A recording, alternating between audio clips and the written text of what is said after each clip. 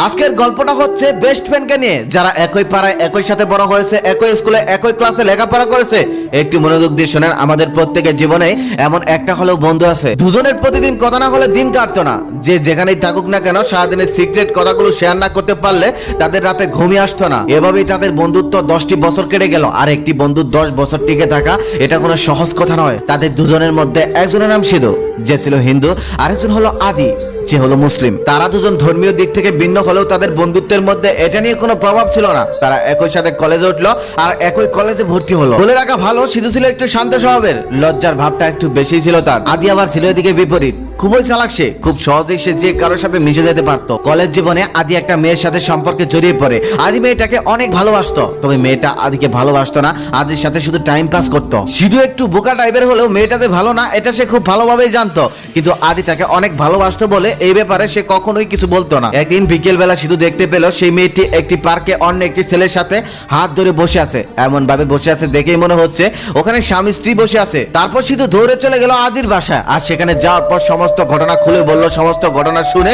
আদি রেগে গিয়ে সিধুকে মারলো এক থাপ্পড়। থাপ্পড়টা খাওয়ার পরেও সিধু কোনো প্রতিবাদ করলো না। আস্তে করে আদির বাসা থেকে চলে আসলো আর নিজের বাসায় এসে ডায়েরিতে লিখে রাখলো সেই থাপ্পড়ের কথা, একটি ব্যাড মেমোরিজ হিসেবে। তারপর প্রায় অনেকদিন কেটে গেল, তবে তাদের মধ্যে আর কোনো যোগাযোগ হলো না। আদি মেয়েটাকে এতটাই বিশ্বাস করতো যে কিনা 10 বছরের পুরনো বন্ধুটার কথাও বিশ্বাস করলো না এবং উল্টো তাকে থাপ্পড়ও মারলো। কিন্তু একদিন বিকেলে আদি নিজেই দেখতে পেল সেই মেয়েটি অন্য একটি ছেলের সাথে খুব ক্লোজ ভাবে ঘুরে বেড়াচ্ছে। এটা দেখার পর তার কান্না চলে আসলো। এক পর্যায়ে কেঁদেও ফেললো, কিন্তু তার কান্নার কারণ ওই মেয়েটি ছিল না। তার কান্নার কারণ ছিল তার বন্ধুকে এই মেয়েটির জন্য সে থাপ্পড় মেরেছে। তারপর আদি দৌড়ে চলে গেল সিধুর বাড়ির সামনে। সেখানে গিয়ে দেখলো একটি স্কুল মাঠে সিধু মন খারাপ করে বসে আছে। তারপর আদি তাকে জড়িয়ে ধরে কান্না করতে লাগলো আর বলতে লাগলো, বন্ধু তুই যা বলেছিলি সবই সত্য, ওই মেয়েটা খুবই খারাপ। সেদিন আমি তোর কথা বিশ্বাস না করে তোকে থাপ্পড় মেরে অনেক ভুল করেছি, তুই আমাকে ক্ষমা করে দে। তখনও সিধু রাগ করলো না, সমস্ত কিছু ভুলে গিয়ে উল্টো আদিকে সান্ত্বনা দিতে লাগলো। এটাই হচ্ছে প্রকৃত বন্ধুর উদাহরণ। বন্ধুত্বের মধ্যে রাগ, অভিমান, হাসি ঠাট্টা সবকিছুই থাকবে, তারপরেও দিন শেষে বন্ধুই হলো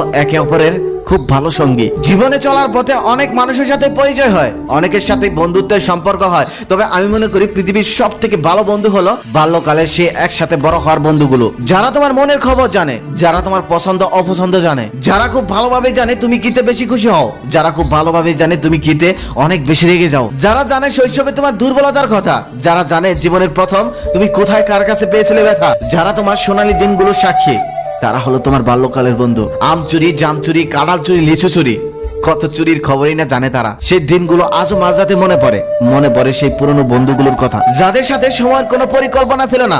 এক আড্ডায় দিন কেটে যেত, বাড়ির কথা মনেই থাকতো না। তবে জীবনের ব্যস্ততার জন্য আজকে আর সেই প্রিয় মানুষগুলোর সাথে দেখা হয় না। কর্মব্যস্ততায় সবাই অনেক দূরে, কোনো উৎসবে হয়তো কারো কারোর সাথে দেখা হয়, তবে আর সবার সাথে দেখা হয় না। দেখা হলেও আর আগের মতো আড্ডা হয় না, কারণ এখন আর এত সময় কারো কাছে নেই, সবাই যে যার মতো ব্যস্ত। সেই শৈশবের প্রিয় বন্ধুগুলোর উদ্দেশ্যে একটাই কথা, যেখানে থাকিস, যেভাবে থাকিস, ভালো থাকিস। যদি বেঁচে থাকি আবারও দেখা হবে কোনো একদিন, হয়তোবা সেটা অনেক পরে, তবে দেখা হবে। প্রত্যেকের জীবনে শৈশবের এমন বন্ধু আছে, তবে কখনোই বলা হয়নি বন্ধু তোকে ভালোবাসি, তবে অনেক মিস করি তাদের। এই ভিডিওটা দেখতে দেখতে যদি তোমার এমন কোনো বন্ধুর কথা মনে পড়ে যায়, তাহলে শেয়ার করতে পারো সেই বন্ধুকে এই ভিডিওটা। হ্যাঁ, তোমার পক্ষ থেকে আমি তাকে বলে দিচ্ছি, অনেক ভালোবাসি বন্ধু।